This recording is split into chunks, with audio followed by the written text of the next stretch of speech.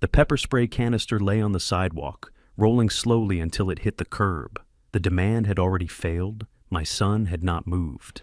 Only later did I learn that the same woman who issued that order also controlled the association that governed our neighborhood, and by extension, the route my child took to school every morning.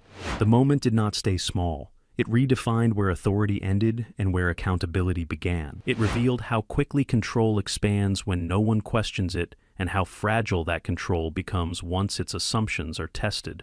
This story is not about a single abuse of power. It is about what happens to any system that mistakes permission for ownership and enforcement for legitimacy.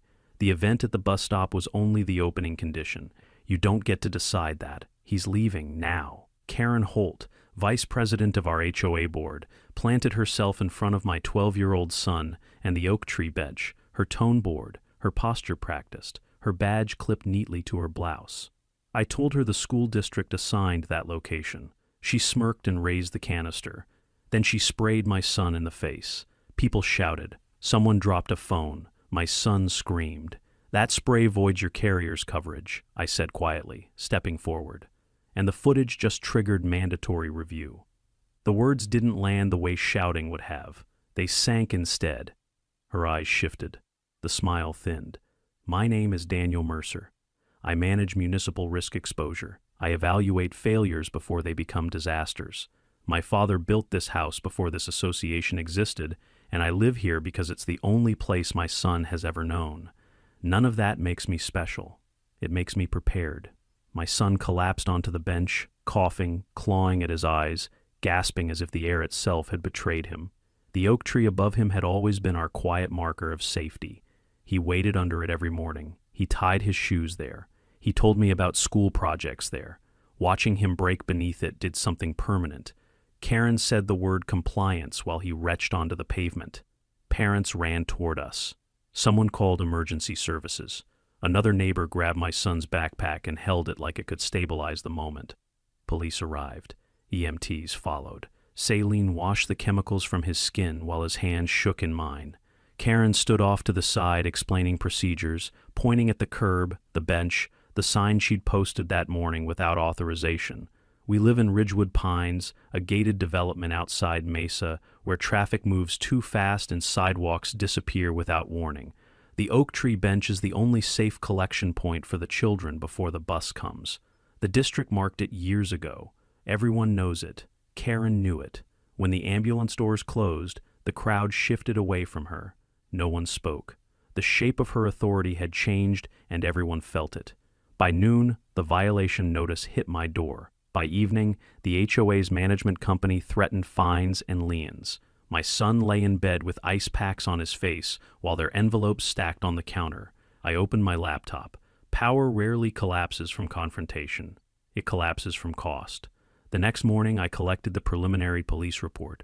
Officer Mendoza avoided my eyes when he mentioned the body camera had been flagged. The city had already received 3 parent complaints. At noon, I met Ellen right at the school transportation office. She confirmed the oak tree stop designation. She confirmed the safety corridor. She confirmed that moving the stop forced children into an unprotected crossing zone. At 3, Marcia Klein knocked on my door. She brought cookies and a list. Names, dates, times, incidents. She said Karen had done this before. Not with spray. With threats. With penalties. With pressure. No one ever pushed back. By evening, my exposure file had weight. This was no longer about my son's eyes. It was about what Ridgewood Pines would be worth once the insurer understood the scope of what had occurred. It was about what every homeowner would lose if this continued. It was about the moment private enforcement crossed into public liability. Karen Holt believed enforcement was power. She was about to learn what accountability costs. She was about to learn what accountability costs. The next place I went was Marcia Klein's living room, a narrow space with beige carpet and a picture window that faced the same road where the bus stop sat. The afternoon sun leaned through the blinds. The house smelled like coffee and the cookies she'd brought earlier. Parents were already there when I arrived, not gathered for comfort, gathered for information. Marcia closed the door behind me and said, "They're scared, but they're ready." I nodded and set my notebook on the table. One by one, they spoke. Each story landed with its own weight. Karen had threatened fines over chalk drawings. Karen had blocked delivery trucks. Karen had photographed children. Karen had posted new signs without votes, without filings, without notice. No one used the word abuse. They didn't have to. It was already there. When someone paused, another filled the space. The room kept moving. I listened, asked for dates, asked for times, asked for copies of emails and photos on phones. The sound of typing joined the afternoon. A man named Rick leaned back and muttered, "She told me the curb was private and that my daughter couldn't sit." He shook his head. That was 3 months ago. A woman across from him whispered, "She told my son he was trespassing." Marcia met my eyes, then looked at the list she'd been building for weeks. "I didn't know who to give this to," she said. "Now I do." I stepped outside with Marcia for air.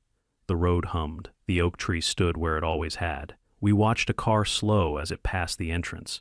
"People are already asking if they should sell," she said. "They don't say it out loud, but they're thinking it." That was the shift. The moment when the problem stopped being personal and started becoming financial. I wrote it down. We went back in. I called Ellen right on speaker. She confirmed the bus stop designation again for the room. Someone exhaled. Rick laughed once short, so she lied. Ellen said she'd email the letter. When the call ended, I felt the structure taking shape. Not a confrontation. A cascade. Karen's fines arrived that evening. 2 of them. Disruptive conduct. Unauthorized presence.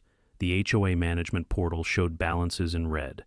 I forwarded everything to my exposure log.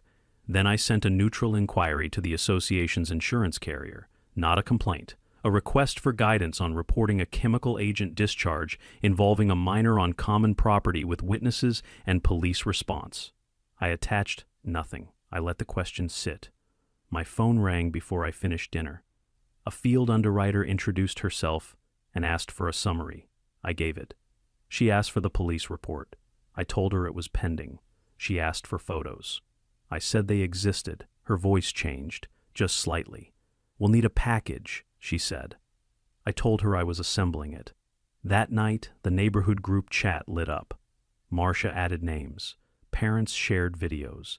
A contractor posted a picture of the unauthorized sign Karen had installed at the entrance that morning, the one that declared the bench off limits. I drove by and took my own photo. No permit sticker. No city seal. I saved it. The next morning, I went to work and booked a conference room. My team knew the posture of my face. They didn't ask questions. We mapped the exposure: assault on a minor, chemical agent, unauthorized enforcement, misrepresentation of risk, child safety corridor violation, hostile environment claims, reputational damage, lender sensitivity, potential non-renewal. We didn't argue. We calculated. At noon, Marcia texted. Karen had posted a new notice about fines doubling after 72 hours. I forwarded it to the underwriter with a note. Escalation observed. She replied with a single line. Understood. By late afternoon, I stood at the community pool parking lot while parents whispered and pointed. The mood had changed. It wasn't fear anymore. It was math. What would this cost? What would their homes be worth if the insurer walked? What would lenders do? People stopped me, asked what they could provide. I told them dates, times, screenshots, witness names. Keep it factual. Keep it clean. That evening, the underwriter emailed a request for a formal submission. The subject line carried weight. Material Incident Review. I opened a new folder. I named it Ridgewood Pines. I drove home past the oak tree. My son sat on the couch with a blanket and a glass of water, his eyes still red, his voice steady. "Is it over?" he asked. I shook my head. "It's moving," I said. He nodded, as if that was enough. It was. It's moving. Those were the words still sitting in my chest when I pulled into the HOA parking lot an hour later. The building looked the same as it always had: beige walls, narrow windows, flag hanging limp in the evening heat, but the air around it felt different. The place no longer felt solid. It felt temporary. I cut the engine and sat for a moment, watching the front door. That was when I saw Trevor Blake. He was standing near the steps, phone in his hand, not dialing, not hanging up, just holding it. His shoulders were rounded forward as if he were carrying something heavy inside his jacket. When he noticed me, his posture stiffened, then loosened again. He lifted one hand in a small half-wave that never finished. Trevor was the HOA treasurer. He handled the numbers, the contracts, the insurance forms that no one else ever wanted to touch. He also had a daughter who waited at the Oak Tree bus stop every morning. I stepped out of the car. Gravel shifted under my shoes. He tucked his phone into his pocket, then immediately pulled it back out again. His eyes flicked toward the door behind him, then back to me. "I heard about your boy," he said. His voice wasn't steady. It wasn't shaking either. It sounded like something being held in place by force. He cleared his throat and tried again. "How's he doing?" "Still burning," I said. "Still breathing." Trevor nodded too many times. His hands moved from his pockets to his hips, then back again. He took a step toward the building, stopped, then stepped sideways instead. He kept glancing at the door as if it might open on its own. Karen's car was parked 2 spaces over. Trevor rubbed the back of his neck. "She shouldn't have done that," he said quietly. His eyes stayed on the ground. I waited. He shifted his weight from one foot to the other. His knee bounced once, then again. He finally looked up. "I told her to leave it alone," he said. "The bus stop, the kids, all of it. I told her it wasn't going to end well." "Did she listen?"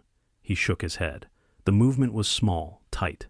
She doesn't listen to anyone." Silence settled between us. Not awkward. Loaded. Trevor's phone buzzed. He flinched, then checked the screen. He didn't answer.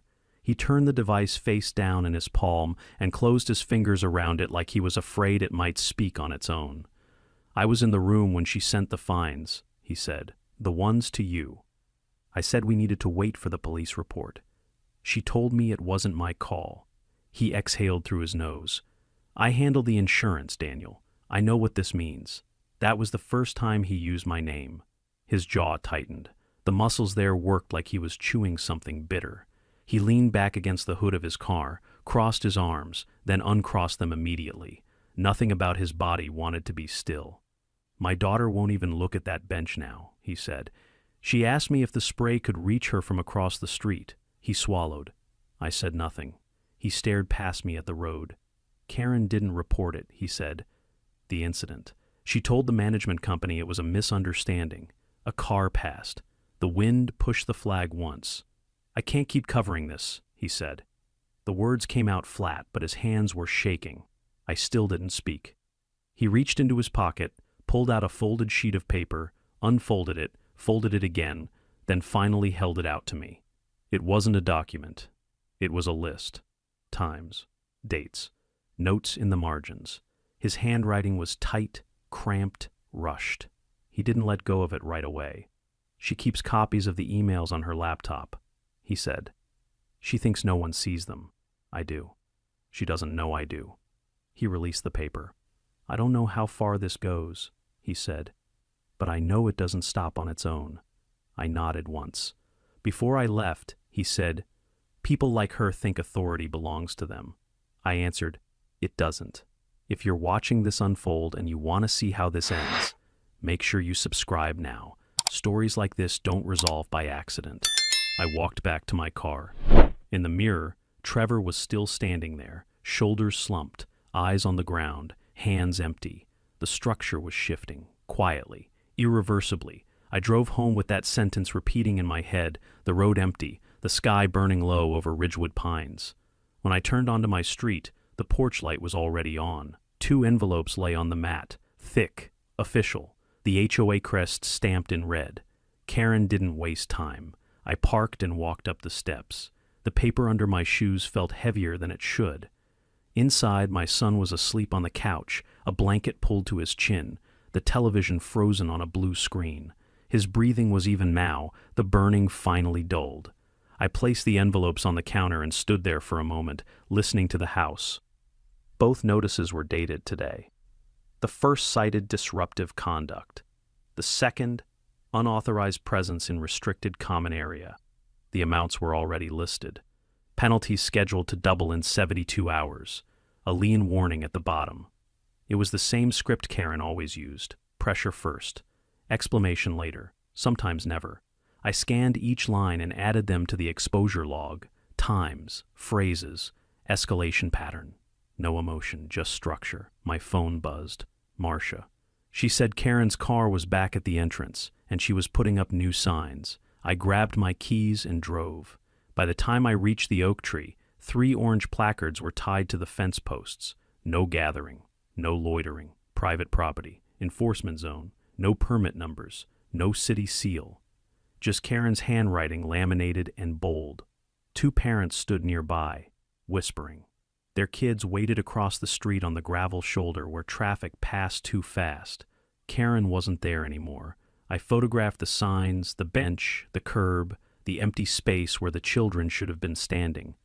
Then I sent the images to the underwriter with a single sentence. Escalation continuing. The reply came within minutes.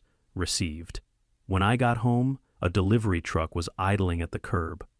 The driver handed me another envelope from the management company. This one stamped urgent. Inside was a demand for immediate compliance, notice of accumulating fines, and a reminder of the association's authority to protect property values. Property values. That word had weight. It was the hinge.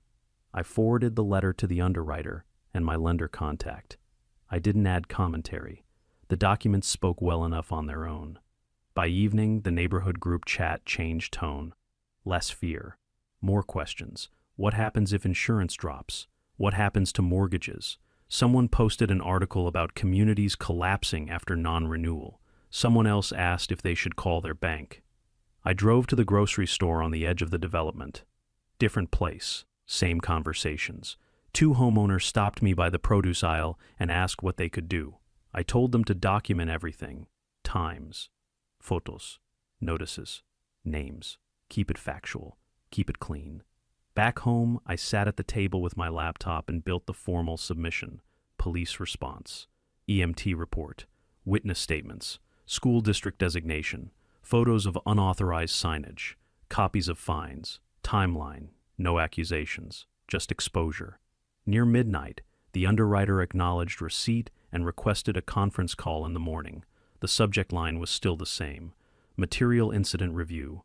I went to check on my son. He was awake now, staring at the ceiling. They put more signs up, he said quietly. I know. Are we in trouble? No, I said. They are. He nodded once and closed his eyes. The next morning, Karen sent another notice. This one threatened suspension of common area privileges, pool, clubhouse, playgrounds, collective punishment designed to turn the community against me. I added it to the file. By noon, Marcia texted that 3 families were calling their realtors. By 2, a contractor messaged that his company had paused work orders in Ridgewood Pines because of insurance uncertainty. By 4, the management company called me and asked if I was planning to escalate further. I told them I was documenting. The conference call with the underwriter was set for tomorrow. I stood on the porch again at sunset, the stack of notices in my hand, the oak tree visible in the distance, the new signs glowing orange in the low light. The house across the street had listed a for sale sign on its lawn. It had only been 24 hours. Karen believed escalation was control. She was about to learn it was leverage. That thought stayed with me as I walked into my office the next morning, the glass doors sliding shut behind me, the hum of the building steady and indifferent.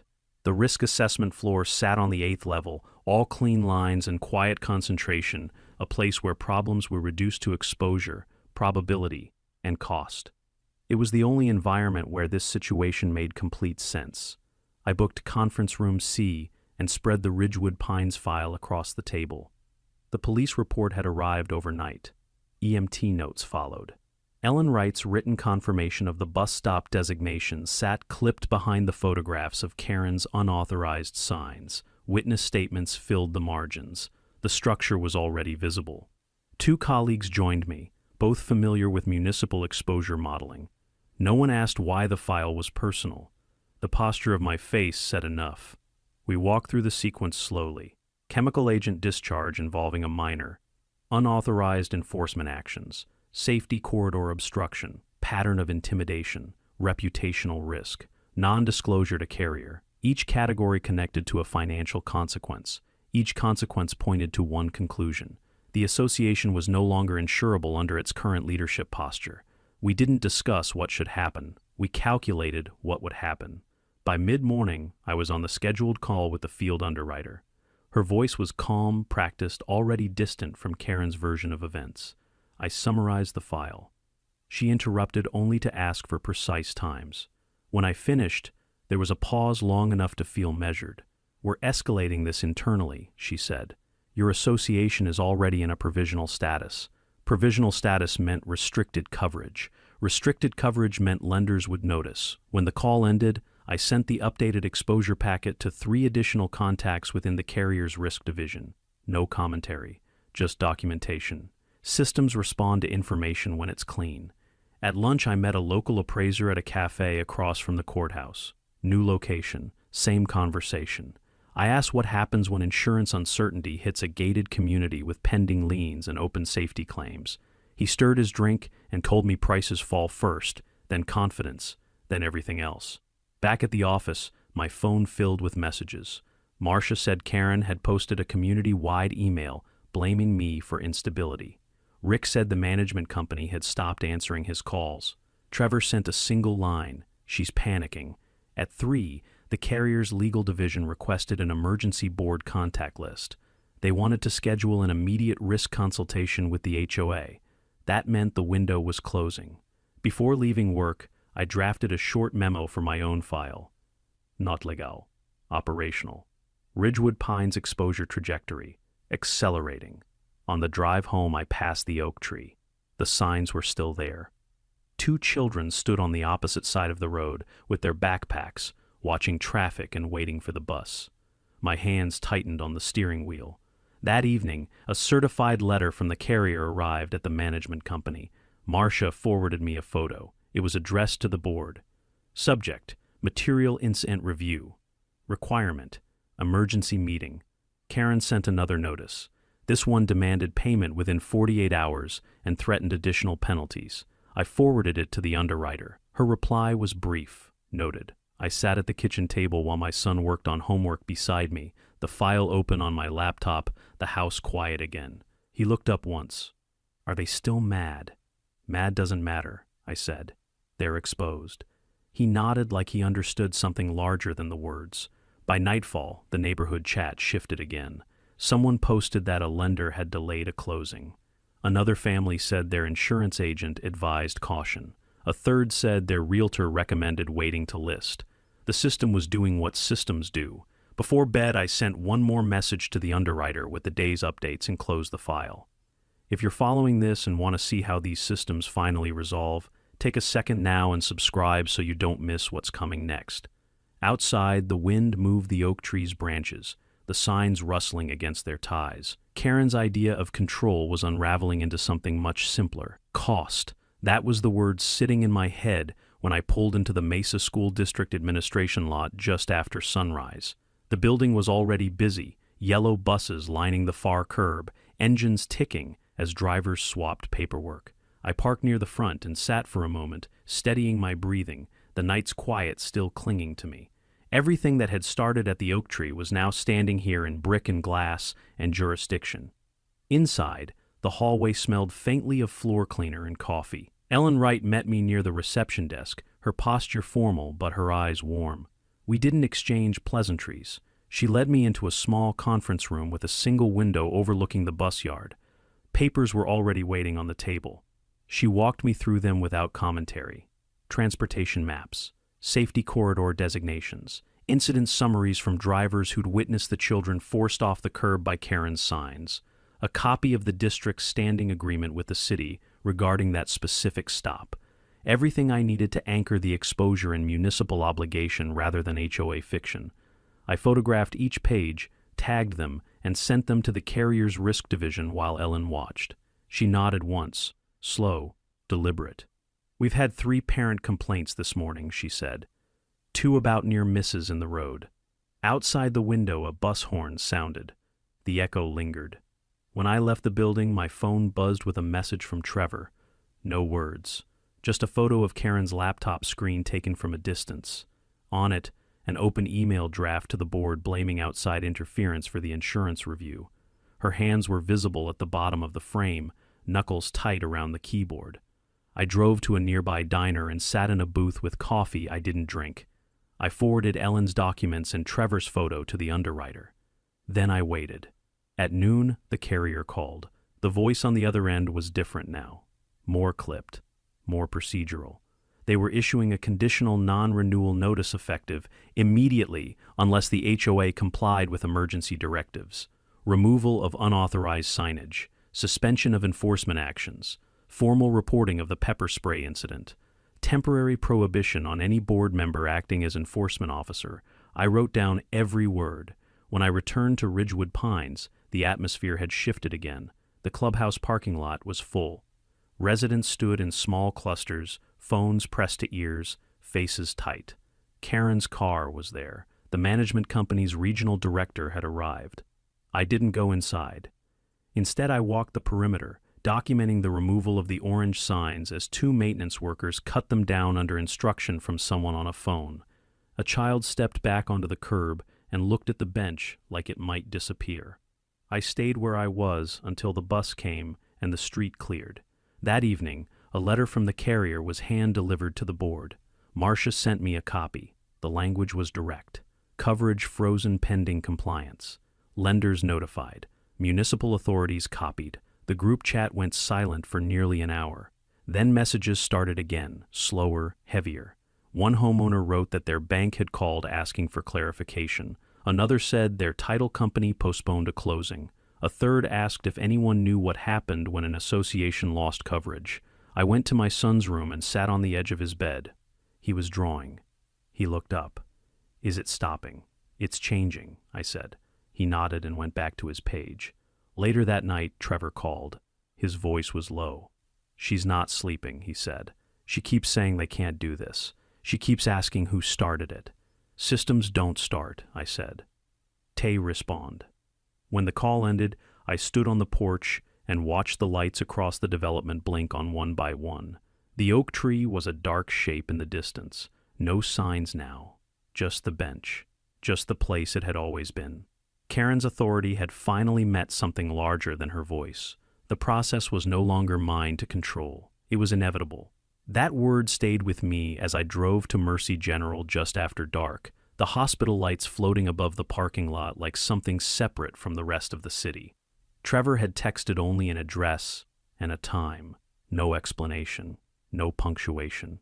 When I found him, he was sitting at a small table in the cafeteria, a paper cup of water in his hands, untouched. The smell of antiseptic and coffee mixed in the air. People moved around us in slow, tired lines. Trevor didn't look up when I approached. His shoulders were folded inward, as if he were trying to make himself smaller inside the room. "I shouldn't be here," he said, still staring at the cup. "You already are," I answered. He nodded, the movement barely visible. His fingers tightened, then loosened. The cup crinkled. He finally looked up. His eyes were red, not from crying, from not sleeping. "My wife's in surgery," he said. "Heart valve replacement. Second one, the first failed last year." I sat. He swallowed. "Karen doesn't know I'm here." Silence filled the space between us. A cart rattled past. Somewhere a monitor beeped in steady intervals. "The oak tree," he said. "Do you know why that bench is there?" "Because it's the only safe place," I said. "That's not why it was put there." He took a breath that didn't seem to go all the way in. "My son died under that tree." The words didn't land. They didn't echo. They simply arrived and stayed. "He was 6, Trevor continued. "Asthma. Severe." We were waiting for the bus. He collapsed. The ambulance took too long because the old stop was across the road. Traffic was bad. After that, the district moved it. The bench went in. The corridor. The city agreement. They named it after him in the internal records. No plaque. Just a file. That tree is the reason my daughter can stand there now. His jaw tightened. His hand shook. He wrapped both hands around the cup like it might keep them still. "Karen knows this," he said. "She knows the file. She knows the history. She knows why that stop exists." He reached into his jacket and pulled out his phone. The screen was already lit. He slid it across the table. On it were emails. Karen to the board. Karen to the management company. Karen instructing them to ignore the old agreement. Karen ordering the sign installation. Karen writing they'll comply if we apply pressure. They always do. Another message followed, do not notify insurance. Handle internally. I scrolled. Dates, times, attachments. A photo of the original city corridor designation, the one with my son's school logo and Trevor's son's name in the header. He watched my face, waiting for something. She told me your boy was exaggerating, he said. She said chemical agents are harmless. She said it would teach the community a lesson. His hands finally started shaking for real. I tried to stop her, he said. I voted no. I argued. She said if I didn't support her, I'd be removed. That I'd lose my position, that my family couldn't afford that. His voice cracked on the last word. My wife's surgery is covered by the association's insurance, he said. If the carrier walks, I don't know what happens. The stakes were no longer abstract. They had names. They had heartbeats. I forwarded everything to the underwriter while he watched. The file expanded. The structure tightened. Why tell me now? I asked. He looked down at the floor. Because I stood under that tree this morning and my daughter asked if her brother died for nothing.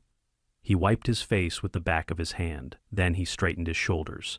Do what you need to do, he said. I'm done protecting her. I stood. He didn't. When I left the hospital, the night felt colder.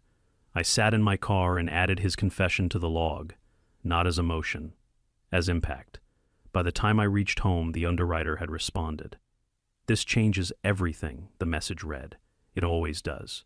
That was the message still glowing on my phone when I parked outside the carrier's regional field office the next morning. The building was steel and glass, nothing personal about it, nothing emotional, just systems and decisions stacked floor by floor. The kind of place where consequences are processed without ceremony. I stepped inside with the Ridgewood Pines file under my arm, the weight of it now different, heavier, more final. The lobby was quiet. I gave my name at the desk and was escorted upstairs to a long conference room overlooking the freeway. The underwriter was already there with two people I hadn't met before, one from risk operations, one from compliance. Water was poured. Folders were opened. No one wasted time. I laid out the new material. Trevor's emails. The suppression directive. The corridor designation with his son's name in the header. The history of the oak tree and why it existed. The medical dependency on continued coverage for his wife's surgery. The pepper spray incident now anchored to a known fatality risk and an established municipal safety obligation. Every piece connected to the next. No one interrupted. When I finished, the compliance officer leaned back slightly, hands folded. The risk operations manager closed her folder and looked at the underwriter. A decision had already begun forming in the air. This exceeds material non-disclosure, the compliance officer said. This is deliberate misrepresentation of risk. The underwriter nodded. And now there's personal liability. They asked about Karen Holt. I provided her role, her authority limits, her communications, her actions. They asked about the board. I explained the split, Trevor's objections, the votes. They asked about community exposure.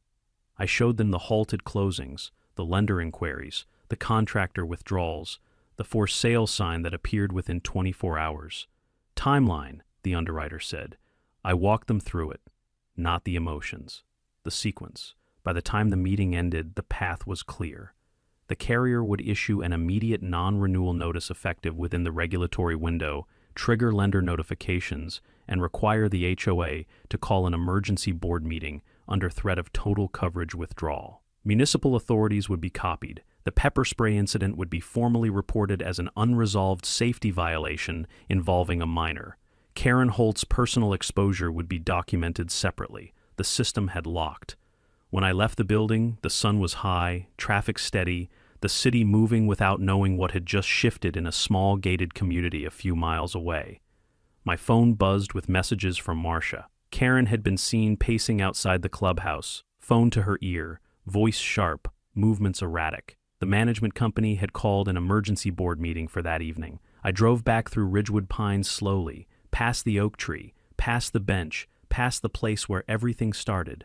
Children were there again, backpacks on the concrete, laughing, the morning already fading into something that felt almost normal. The contrast was strange, systems breaking while life kept moving. At home, my son was working on a model for school, pieces spread across the table. He looked up when I came in. "Did it work?" "It's in motion," I said. He smiled once and went back to his work. That afternoon, the carrier's formal notice arrived at the management company. Marcia sent me a photo. The language was controlled and exact. No hinawal. Material breach. Immediate compliance required. Lenders notified. Municipal authorities copied. The weight of it was unmistakable. Trevor called an hour later. His voice sounded steadier than it had in days. "She knows," he said. "She's asking who gave them the file. She's saying this isn't fair." "Fair doesn't factor," I said. By evening, cars filled the clubhouse lot. Residents stood in clusters, talking in low voices, phones glowing. Karen's car was there again. So was the regional director from the management company. The underwriter had declined to attend. They didn't need to. Before heading over, I sent one message to the neighborhood group chat. "If you want to see where this goes and how systems finally answer for themselves, stay with me here and subscribe so you don't miss the rest of this story." When I pulled into the lot, the air felt charged, not angry, just tight with consequence. The process was no longer quiet. It was ready. Karen's authority had become a ledger, and the balance was no longer in her favor. I didn't go into the clubhouse. Not yet. Instead, I drove past it and pulled into the small municipal park 2 blocks over, the one with the cracked basketball court and the dim lights that came on too early in the evening. It was quiet there, distant from the voices and engines gathering behind me, and it gave me space to finish what the moment required. Preparation never looks dramatic. It looks like lists. I opened the Ridgewood Pines file again and began arranging everything in the order it would need to be understood. Police response. EMT documentation. Ellen Wright's transportation confirmations. Trevor's emails and the corridor designation with his son's name in the header. Photos of the unauthorized signs, the violation notices, the carrier's non-renewal letter, the lender notifications, the halted closing, the contractor withdrawal, the timeline of escalation, not as accusation, as cause and effect. Then I began building the distribution plan. The carrier already had their copy. Municipal authorities were next. Then the mortgage lenders whose clients lived inside Ridgewood Pines. Then the city safety office responsible for school corridor enforcement. Finally, the management company's parent corporation, the one whose insurance program was now exposed through Karen's actions. Each recipient received only what they needed to see. My phone buzzed. "Marcia."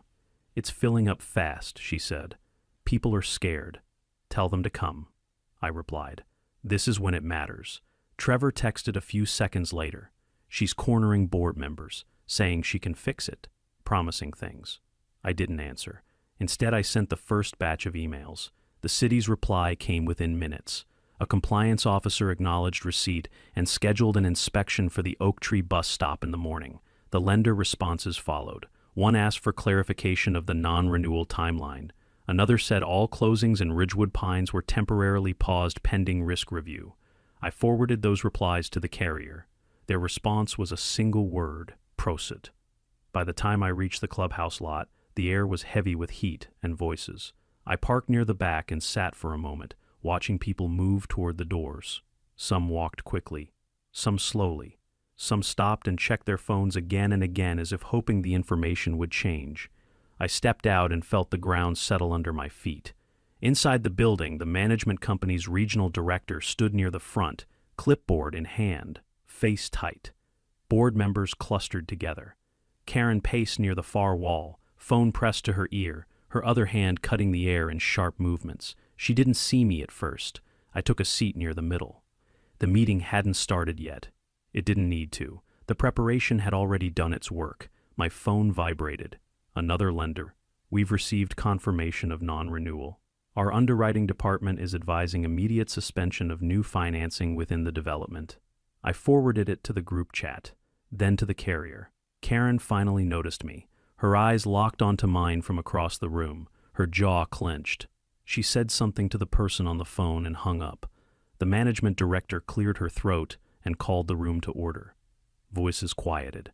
Chairs scraped. I didn't speak. They talked about instability. They talked about miscommunication. They talked about temporary measures. My phone kept lighting up. The city confirmed the morning inspection.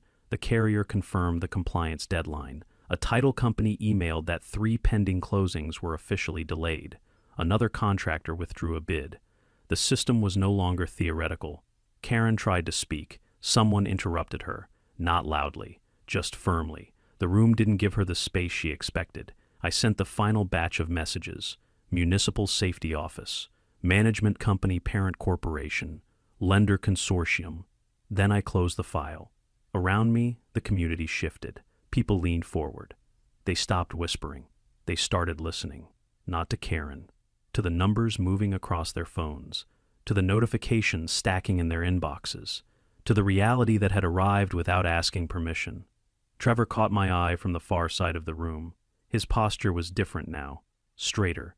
His hands steady on the chair in front of him. Everything that could be prepared had been prepared. What came next would no longer require me. It would require the system to complete itself. I left the clubhouse before the meeting formally adjourned and drove to the County Municipal Services Building on Main Street, a squat concrete structure that closed at 9 but still glowed with interior light from offices that handled problems no one else wanted. The night air felt heavier than before, not tense, just loaded with consequence. Inside, the security guard recognized my face from earlier filings and waved me through with a tired nod. The compliance officer who had emailed me an hour earlier met me in a small conference room that smelled faintly of copier toner and burnt coffee. She set a folder on the table and opened it without ceremony. Inside were printed copies of everything I had sent plus new documents from the carrier and 2 lenders. "We're issuing a safety order for the bus stop in the morning," she said. "Temporary barricades, cones, signage, and a traffic officer during pickup hours until the review is complete." I nodded. "That stabilizes the children. It also stabilizes the city," she said. "Which matters." She slid another page across. A notice of inquiry. It listed Karen Holt by name. "When this is served, the association will have 24 hours to respond," she continued. "Failure to cooperate escalates this beyond municipal oversight." I signed the acknowledgement of receipt and stood. No handshake, no flourish, just process. On the way out, my phone vibrated again. "Trevor, they've stopped the meeting." Management company just received the city's notice and the carrier's second letter. Karen's yelling. I walked back into the warm night, the building doors closing softly behind me. The street outside was almost empty. I sat in the car for a moment, listening to the engine idle, the radio silent, the shape of the night pressing against the windows. Then I drove back toward Ridgewood Pines. I didn't go to the clubhouse this time. Instead, I parked near the oak tree and stepped out. The bench sat alone under the branches, the sidewalk quiet, the street lamps casting long shadows. I touched the wood once, the surface worn smooth by years of waiting children. Somewhere across the development, voices rose and fell. Marcia pulled up beside me and rolled down her window. Her eyes were wide, not frightened, something closer to astonishment. "They're calling it," she said. "The regional director says the board has to vote now. The carrier won't budge. The city order is already in motion. The lenders are spooked." I nodded. "They're out of options." Inside the clubhouse, the vote happened without me present. Trevor texted the result 10 minutes later. Karen Holt was removed from enforcement authority effective immediately. All outstanding fines issued under her directives were suspended. An emergency election was scheduled. The management company assumed temporary control. The system had completed its arc. By the time I reached home, a city truck was already parked near the entrance of Ridgewood Pines, cones stacked in the bed, reflective vests visible in the cab. Tomorrow morning, the bus stop would be protected by order, not by argument. My son was still awake when I walked in. He looked up from his book. "Did they stop her?" "Yes," I said.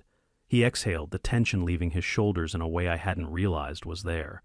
He went back to reading. Later that night, Karen's car passed the house. Slower than usual. She didn't stop.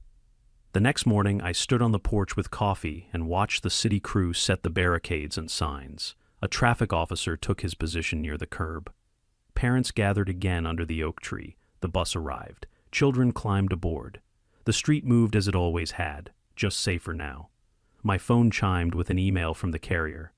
Coverage would be reinstated under new conditions pending full compliance and restructuring of the board. Lenders confirmed closings would resume once the policy was active. The development exhaled. The victory had never been about her removal. It had been about restoring the structure that allowed the community to function without fear. That afternoon, the management company posted a notice announcing new child safety protocols and permanent protection of the bus stop. No mention of me. None was needed. I drove to work and back again, the day moving forward as if nothing extraordinary had occurred, which was the most telling part of all. Systems do not celebrate when they correct themselves. They simply continue. That was still the feeling in my chest when I arrived at the Ridgewood Pines Community Auditorium that evening, the parking lot already overflowing, headlights washing across clusters of neighbors moving toward the doors. Word had traveled faster than any formal notice. People wanted to see what accountability looked like when it finally surfaced in public. Inside, every seat was filled. Some residents stood along the walls, others crowded the back. The air hummed with overlapping conversations. Not angry, not celebratory, something closer to collective focus. The stage lights were on. The long table at the front held nameplates, water pitchers, and the weight of everything that had happened. Karen Holt sat alone at the far end of the table, hands clasped, eyes fixed forward. The management company's regional director occupied the center seat. Board members filled the rest. Trevor stood near the aisle, not seated yet, posture straight, face pale but steady. I took a place halfway down the center row. The room slowly settled. The director stood and opened the session, reading the carrier's conditions aloud. Coverage freeze, emergency compliance, municipal safety order, lender notifications. Each phrase landed on the crowd like a measured drumbeat. No commentary, just consequences.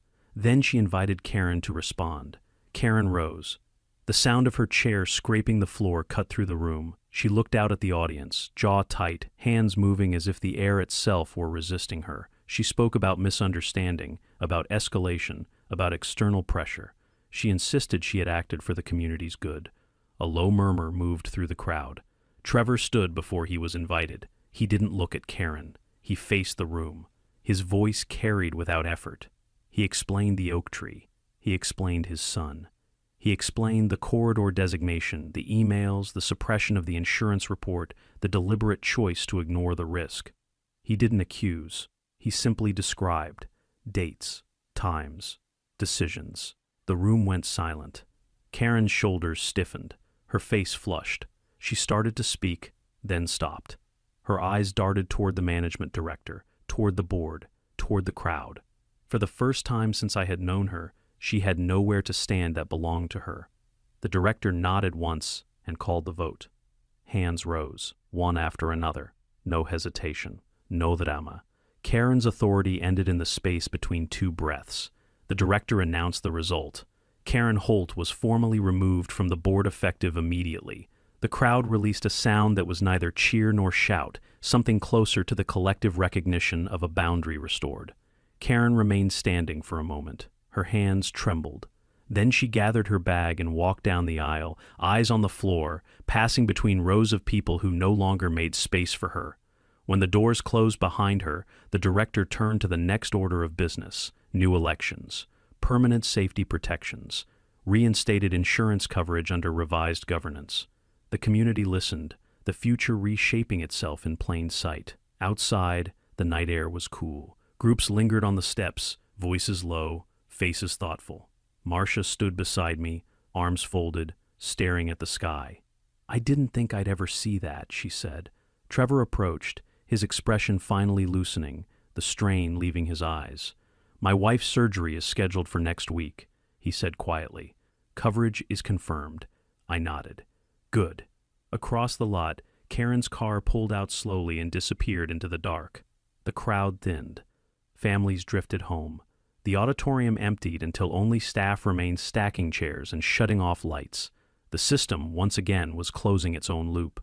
I drove past the oak tree on the way out. The bench stood under the branches, the cones and temporary signs still in place from the city crew. Tomorrow, the barricades would come down. The The stop would remain protected. The children would return. The community had witnessed the moment when authority met its limit and stepped back.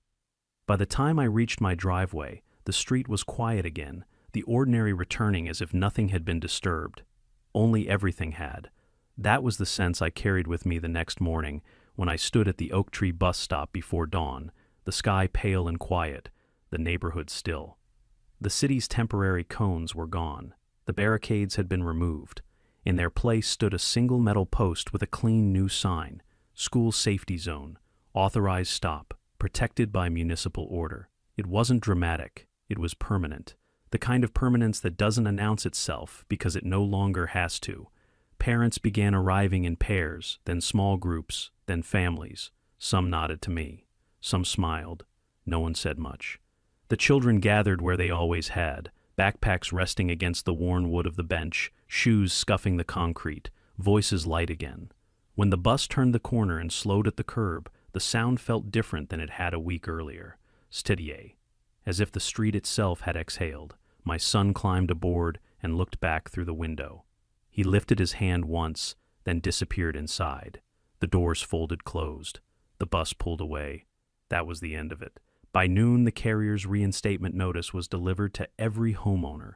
Coverage restored under revised governance, new compliance requirements, mandatory safety oversight, quarterly audits. The development's lenders confirmed closings would resume.